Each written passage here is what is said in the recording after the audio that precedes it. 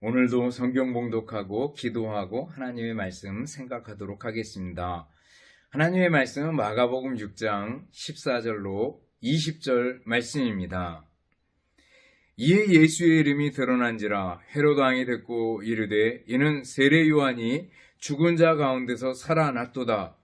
그러므로 이런 능력이 그 속에서 일어나느니라 하고 어떤 이는 그가 엘리야라 하고 또 어떤 이는 그가 선지자니 옛 선지자 중에 하나와 같다 하되 헤롯은 듣고 이르되 내가 목벤 요한 그가 살아났다 하더라.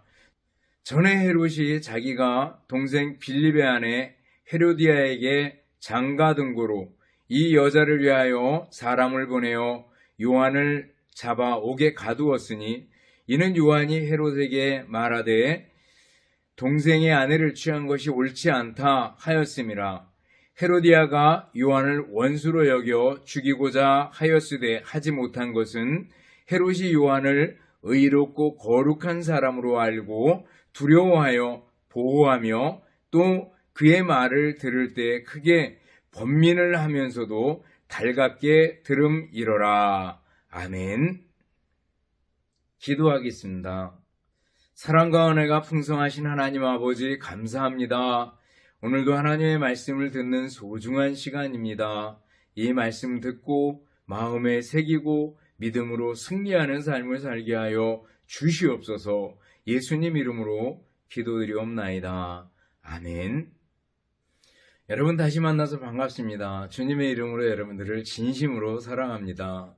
또 한 주간 지나오면서 감사할 일들은 어떤 것들이 있었는지 한번 돌이켜보시고 감사할 수 있기를 바라겠습니다. 숨쉬고 활동할 수 있고 하는 모든 일들에 대해서 일상에 일어나는 소소한 일들을 생각하면서 감사할 수 있는 우리들이 되어야 될 줄 압니다. 성경을 읽다 보면 성경 속에 굉장히 어두운 부분이 나오는 때가 있습니다. 사사기 말미에 보면 토막살인 사건이라든지 그리고 다윗의 성군이라고 하는 다윗인데 다윗이 밧세바를 범하고 그리고 그의 남편 충성스러운 부하 우리아를 죽음으로 내몰아서 죽이는 일이나 이런 어두운 일들을 그냥 기록해 놓고 있습니다. 왜 그런가? 성경은 매우 정직한 책입니다. 그리고 인간은 죄인이다라는 것을 그대로 보여주고 있습니다. 그러면서 성경을 그리고 성경에 나오는 이야기를 거울로 삼아라라는 거죠. 반면교사라고 얘기하잖아요. 거울로 삼아라라는 거죠. 오늘 헤롯이라는 인간이 나옵니다. 왕입니다. 대단한 사람입니다. 근데 이 사람의 얘기를 오늘 본문에 기록해 놓고 있습니다. 그러면서 이 사람을 바로 거울로 삼아라 라는 의미가 있는 줄 압니다.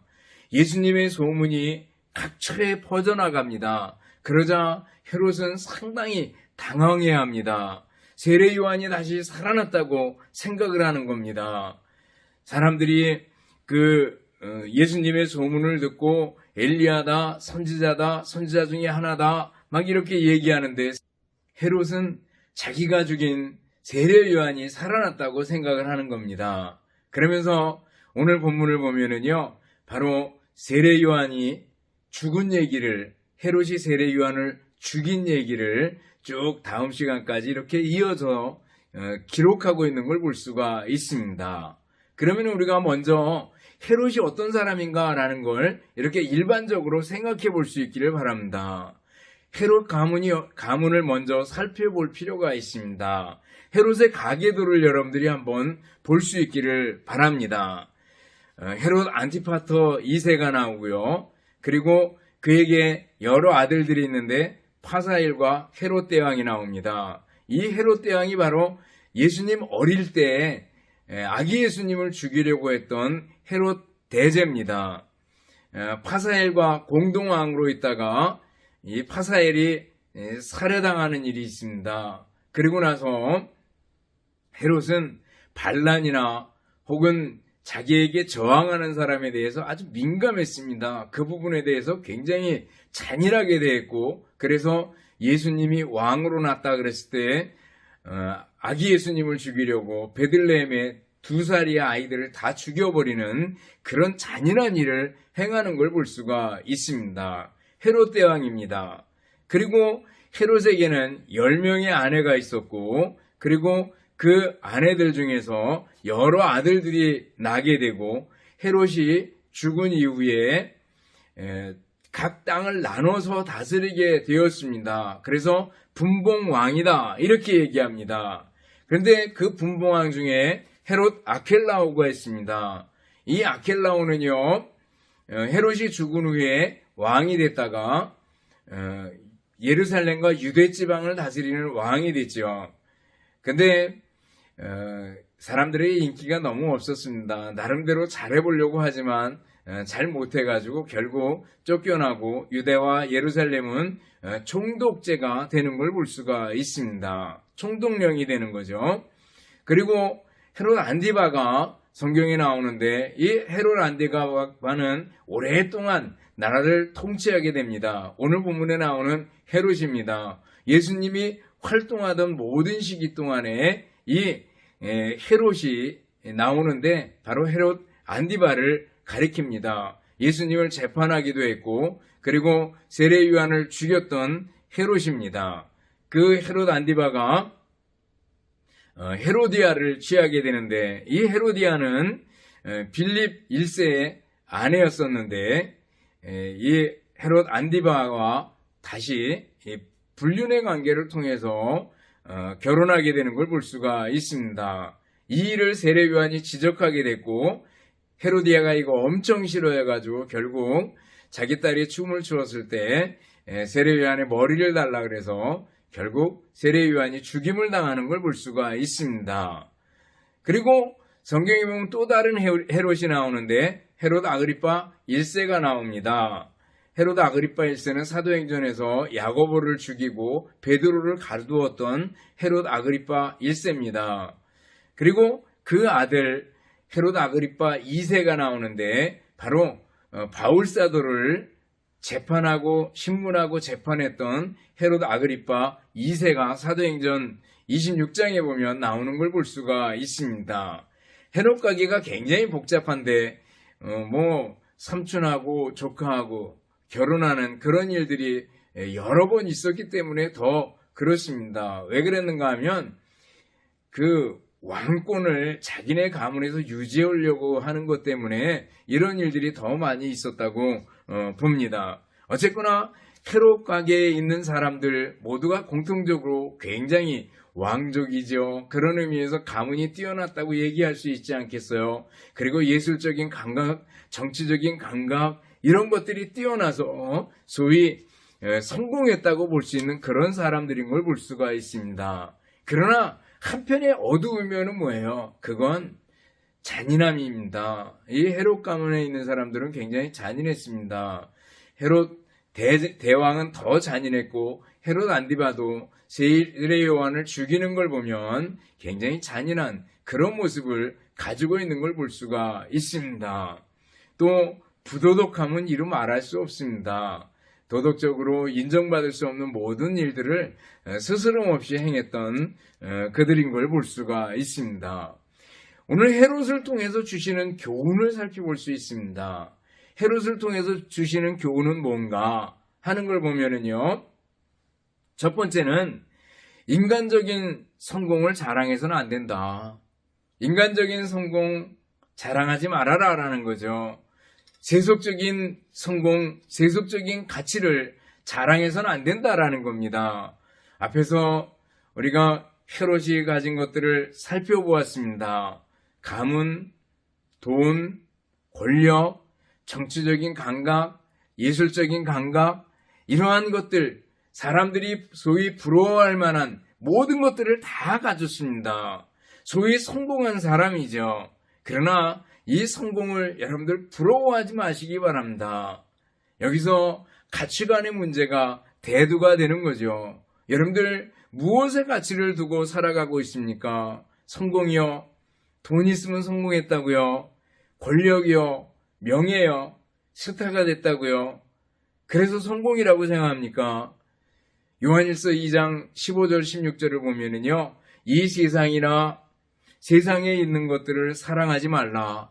누구든지 세상을 사랑하면 아버지의 사랑이 그 안에 있지 아니하니 이 세상에 있는 모든 것이 육신의 정욕과 안목의 정욕과 이생의 자랑이니 다 아버지께로부터 온 것이 아니요 세상으로부터 온 것이니라. 이렇게 말씀하고 있습니다.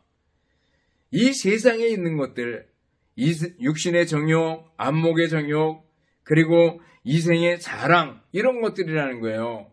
세상의 것들, 바로 세속적인 것들입니다. 세속적이다 이렇게 말할 때는 하나님이 없는 문화를 가리킵니다. 하나님 없다라는 거예요.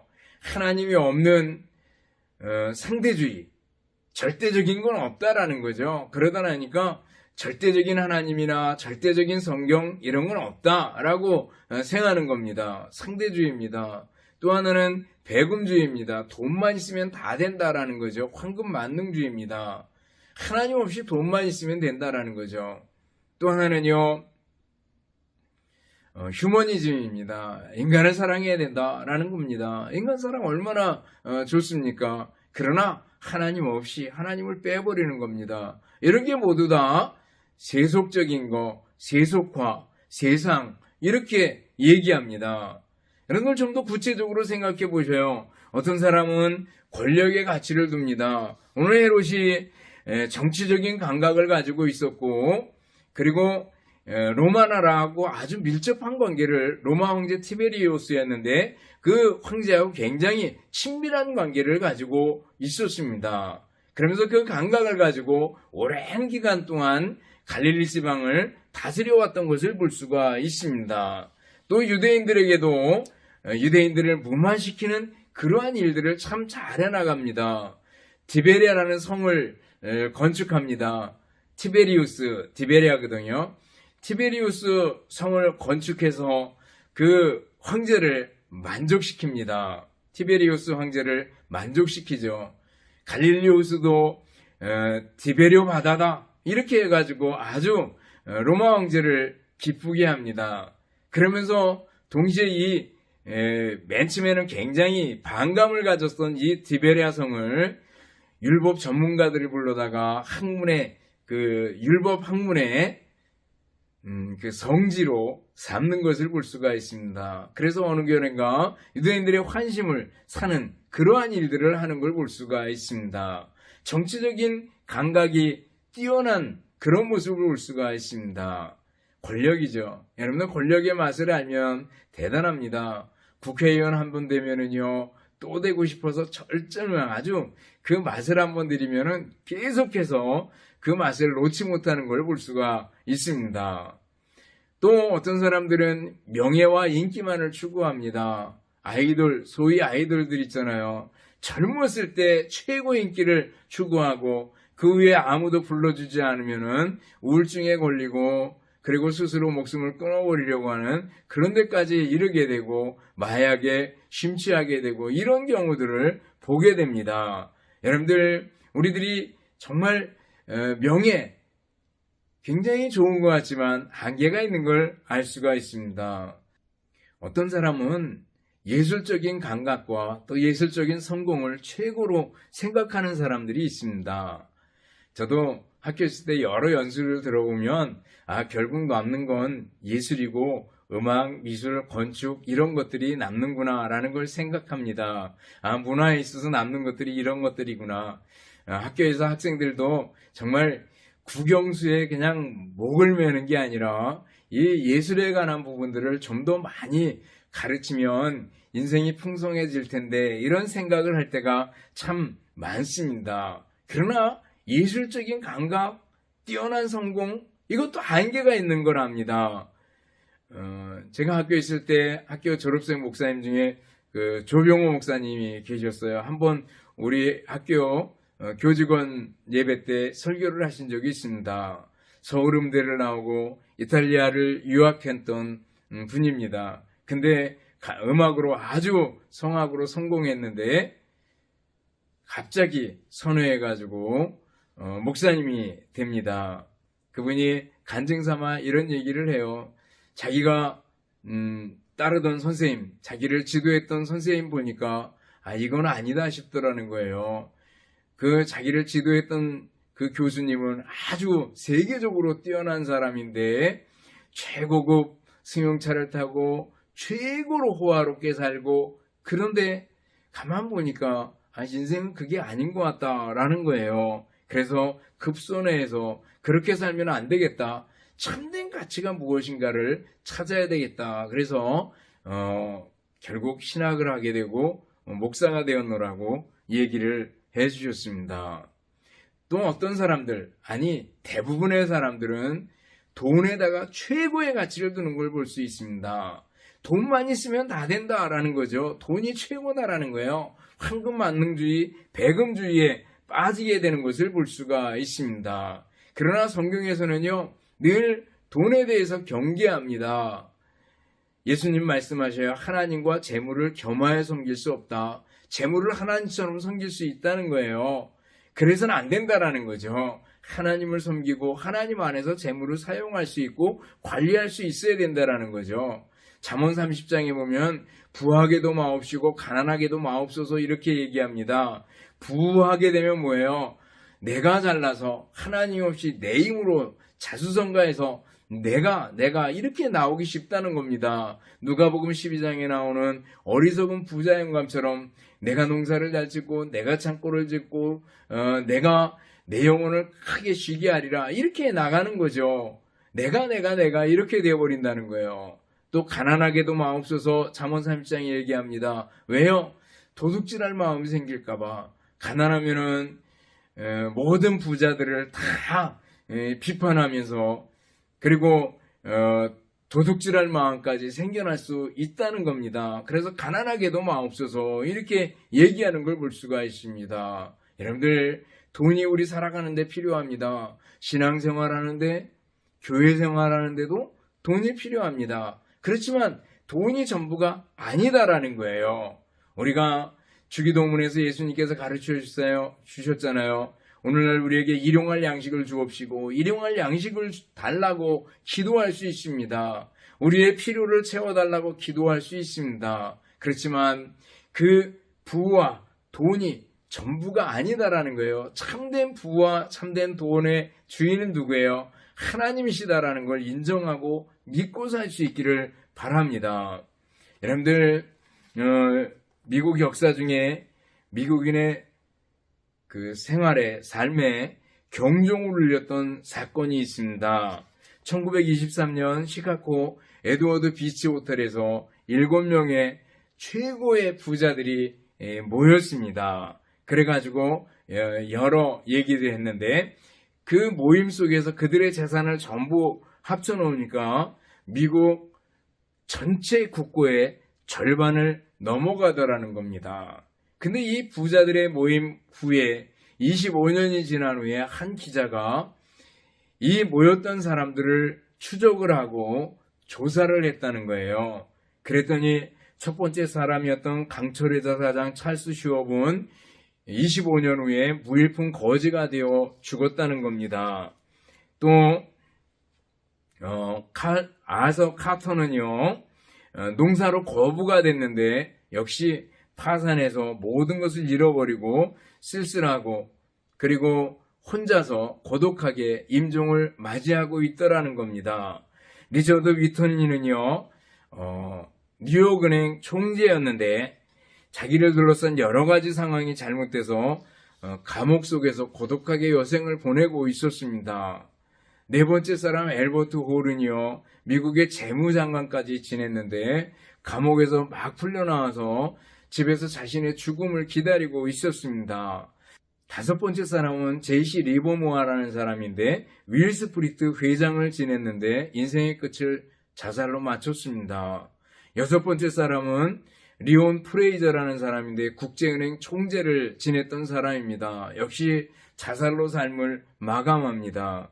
일곱 번째 사람은 이반 크루컬은 부동산 업계의 거부였는데 자살 미수로 병원에서 치료를 받고 있더라는 겁니다. 기자는 이 조사를 통해 가지고 크게 느낀 바가 있습니다. 부의 허무, 부는 정말 허무하구나라는 걸 깨달았다는 겁니다. 여러분들, 부자 되는 거, 돈을 버는 거 중요하지만 하나님께서 내게 일용할 양식을 채워주시는 것에 대해서 감사하고요. 부에 대해서 최고의 가치를 거기다 두지 마시기 바랍니다. 인간적인 성공, 돈이 최고다, 이런 것들을 부러워하지 마시기 바랍니다. 그렇다면 우리 눈을 어디로 돌려야 돼요? 예수님께로 돌려야 됩니다. 예수님께 최고의 가치를 둬야 됩니다. 밭에 감추인 보화 비유를 알잖아요. 진주장사 비유를 알잖아요. 밭에 감추인 보화, 농부가 밭을 갈다가 땡그랑 항아리를 발견하고 그 속에 그 보화를 발견하게 됩니다. 그래서 어떻게 해요? 자기 전 재산을 팔아서 그 밭을 사게 됩니다. 보화를 사는 거죠. 진주장사가 진주 하나를 발견합니다. 그러고서 어떻게 해요? 전 재산을 팔아서 그 보화 진주를 사게 되는 걸 볼 수가 있습니다. 그 밭에 감추인 보화, 진주, 이것은 천국이고 이것은 바로 예수님입니다. 여러분들, 예수님은 이 세상의 어떤 것보다도 가장 가치 있고 가장 귀한 분입니다. 주 예수보다도 귀한 것은 없네. 찬송하잖아요. 주 예수보다도 귀한 것은 없네. 예수님께 최고의 가치를 두고 살아갈 수 있기를 바랍니다. 인간적인 성공을 자랑하지 마시기 바랍니다. 인간적인 성공을 부러워하지 마시기 바랍니다. 예수님 믿고 사는 것을 자랑스럽게 여기고 예수님 자랑하고요, 예수님 높이며 사는 여러분들이 될 수 있기를 바라겠습니다. 헤롯을 통해서 두 번째 주시는 교훈은 뭐예요? 하나님을 떠난 인간은 끝없이 나락으로 떨어질 수 있다라는 거예요. 추해질 수 있다라는 거예요. 타락한 인생은요, 정말 인간이 추해질 수 있다라는 거죠. 동생의 아내를 빼앗습니다. 세례요한이 그것을 지적하자 세례요한을 죽이는 걸 볼 수가 있습니다. 여러분들, 정말 부도덕하고 정말 잔인하고 하나님을 떠난 인간의 그 씁쓸한 모습을 보게 되는 것을 압니다. 노아 전 시대가 그랬습니다. 소돔과 고모라 시대가 그랬습니다. 사사기 시대가 그랬습니다. 도덕적으로, 성적으로 하나님을 떠났을 때 얼마나 많이 추락하게 되는가라는 것을 보여줍니다. 로마서 1장 28절로 32절 쭉 보면은요, 또한 그들의 마음에 하나님 두기를 싫어하며 하나님 떠난 겁니다. 하나님께서 그들을 그 상실한 마음대로 내버려 두사 그냥 하나님은 없는 상태로 하나님께서 그냥 내버려 뒀다는 거예요. 더 이상 관여하지 않겠다, 그냥 내버려 뒀다는 거예요. 얼마나 그들이 하나님을 마음에 두기를 싫어했으면 그랬는가라는 겁니다. 그래서 합당하지 못한 일을 하게 했다는 거예요. 그래서 곧 모든 불의, 추악, 탐욕, 악의가 가득한 자요, 시기, 살인, 분쟁, 시기, 악독이 가득한 자요, 수군수군하는 자요, 비방하는 자요, 하나님께서 미워하시는 자요, 능욕하는 자요, 교만한 자요, 자랑하는 자요, 악을 도모하는 자요, 부모를 거역하는 자요, 우매한 자요, 배약하는 자요, 무정한 자요, 무자비한 자라, 이렇게 말씀하고 있습니다. 그러면서 뭐라 그래요? 그들이 이 같은 일을 행하는 자는 사형에 해당한다고 하나님의 정하심을 알고도, 이게 잘못이다라는 것을 알고도 자기들만 행할 뿐 아니라 또한 그런 일을 행하는 자들을 옳다 하느니라. 하나님을 떠나서 잘못된 일, 이거 잘못된 건데 라고 생각하면서도 자기가 행하고, 그리고 다른 사람들이 그 일을 행할 때 잘했다고 부추긴다는 거예요.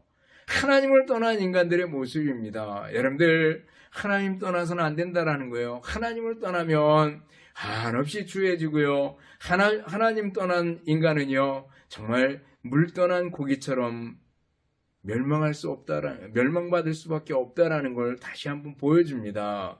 하나님 떠나면 안 된다라는 거예요. 하나님만 의지하고 예수 그리스도만 바라보는 우리들이 되어야 될 줄 압니다. 헤롯을 통해서 세 번째 주시는 교훈은 뭡니까? 그것은 당황함과 번민이 하나님을 찾을 수 있는 절호의 기회가 될 수 있다는 거죠.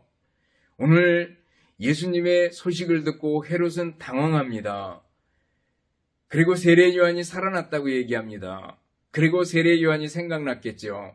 세례 요한이 자기에게 지적을 했을 때 굉장히 두려워하며 번민했던 것을 볼 수가 있습니다. 세례 요한의 당황과 세례 요한의 번민, 세례 요한의 걱정, 두려움, 염려 이런 것들은요, 회개하고 하나님을 찾을 수 있는, 하나님께로 돌아설 수 있는 기회고 계기가 될 수 있었습니다. 그러나 그 모든 일들은 헤롯은 다 억눌러 버리고 아무 일도 없었던 것처럼 세례 요한을 죽이고, 그리고 예수님에 대한 호기심을 가지고 예수님을 죽이는데 빌라도와 한마음이 됐던 것을 볼 수가 있습니다. 여러분들, 당황과 두려움이 있습니까? 우리가 살아가는 동안은 어떨 땐 죄 때문에 당황하기도 하고, 실수 때문에 번민하기도 하고, 어떤 때 억울한 일을 당한 것 때문에 더 고통스럽기도 하고, 갑작스럽게 찾아온 병 때문에 굉장히 괴로워하기도 하고, 번민하고, 염려하고, 걱정할 때가 있습니다. 이럴 때 취할 수 있는 태도는 뭡니까? 하나님을 찾는 거죠. 근데 정반대로 행하는 사람이 너무나 많습니다. 오히려 하나님을 피하여 숨는 사람이 있어요. 아담이 그랬습니다. 범죄한 후에 부끄러움을 느끼고 수치를 느끼고 두려움이 있을 때 나무 뒤에 하나님을 피하여 숨으려고 하는 것을 볼 수가 있습니다. 숨을 수 있습니까? 시편 139편을 보면은요, 주님이 우리를 아신다라는 얘기를 해주면서 내가 주의 영을 떠나 어디로 가며 주의 앞에서 어디로 피하리이까? 하늘에 올라갈지라도 거기 계시며 스올에 내 자리를 펼지라도 거기 계시니이다. 새벽 날개를 치며 바다 끝에 가서 거주할지라도 거기서도 주의 손이 나를 인도하시며 주의 오른손이 나를 붙드시리이다 말씀하고 있습니다. 내가 어느 곳에 가 있든지 주님은 나를 아신다라는 거죠. 하나님을 피할 수 없습니다. 요나도 그랬습니다. 하나님을 아예 등져버리는 거죠. 하나님이 야 니느웨로 가서 40일 있으면 성이 망할 거다 라고 외쳐라. 그런데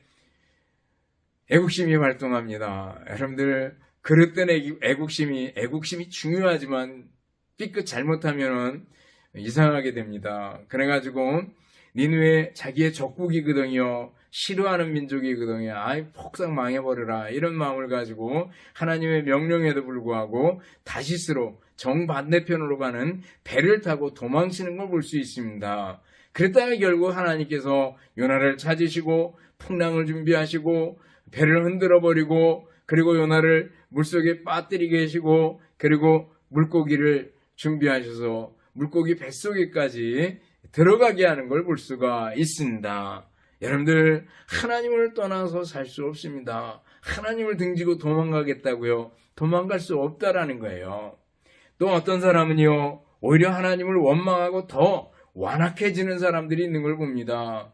예레미야 시대에 그랬습니다. 예레미야, 이제 유대 나라가 멸망하고 사람들이 예레미야에게 와서 묻습니다. 하나님의 말씀을 우리에게 전해주시오. 이렇게 얘기합니다.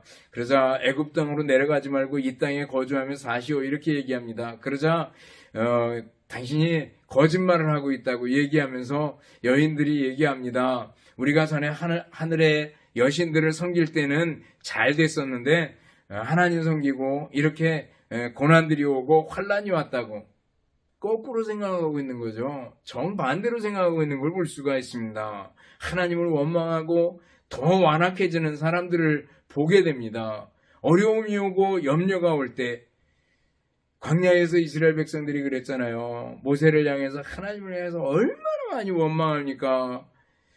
수많은 기적들을 보았고 수많은 하나님의 살아계심을 체험했음에도 불구하고 끝까지 원망하는 그 모습들을 보게 됩니다. 여러분들, 하나님을 원망하고 하나님을 등지고 해서는 안 된다라는 거죠. 또 어떤 사람은 교묘하게 연기하는 걸 볼 수가 있습니다. 유대 총독 벨릭스가 그랬습니다. 바울의 말을 듣고 두려움을 느낍니다. 그렇지만 혹시 바울이 돈을 줄까? 이런 생각, 아주 세상적인 생각, 얄팍한 생각을 가지고 있었습니다. 그래가지고 결국 연기하고 다음에 듣겠다 계속 연기하다가 결국 2년 동안 바울을 묶어두는 것을 볼 수가 있습니다. 여러분들, 어떻게 되었든지 우리들이 두려움을 느끼고 당황함과 번민이 있을 때 하나님을 찾는 기회로, 하나님께로 돌아서는 기회로 삼아야지, 하나님을 등지거나 피해 숨으려 하거나 연기하거나 원망하고 불평하고 그래서는 안 된다라는 겁니다.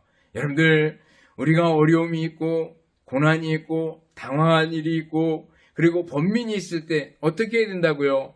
하나님께로 얼굴을 향해야 된다라는 거예요. 하나님을 바라봐야 된다라는 거예요.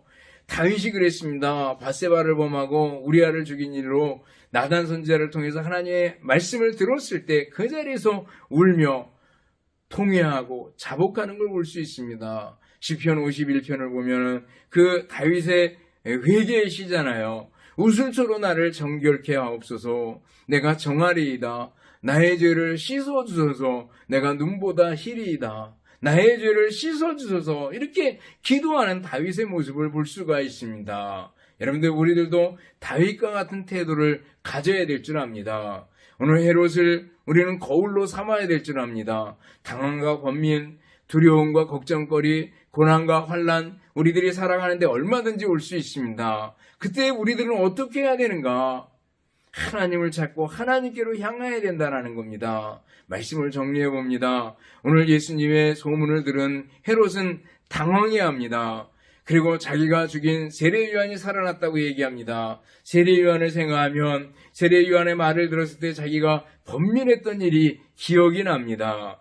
그러면서도 뭐예요? 헤롯은 세례 요한의 얘기를 듣고 변함이 없었다라는 거죠. 헤롯을 통해서 주시는 교훈이 뭐예요? 인간적이고 세속적인 성공을 부러워해서는 안 된다. 또 그걸 자랑해서는 안 된다. 예수님께 가치를 두고 예수님 자랑하고 예수님의 모습을 드러내는 우리들이 되어야 된다라는 거죠.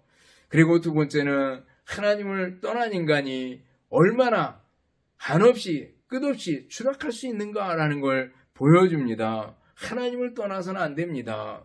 세 번째 교훈은요, 당황과 번민은 하나님을 찾는 기회가 될 수 있다는 거예요. 그러므로 우리가 어려운 당황할 일, 번민거리 있을 때 오히려 하나님을 향해서 더 적극적으로 나아가는 우리들이 되어야 될 줄 압니다.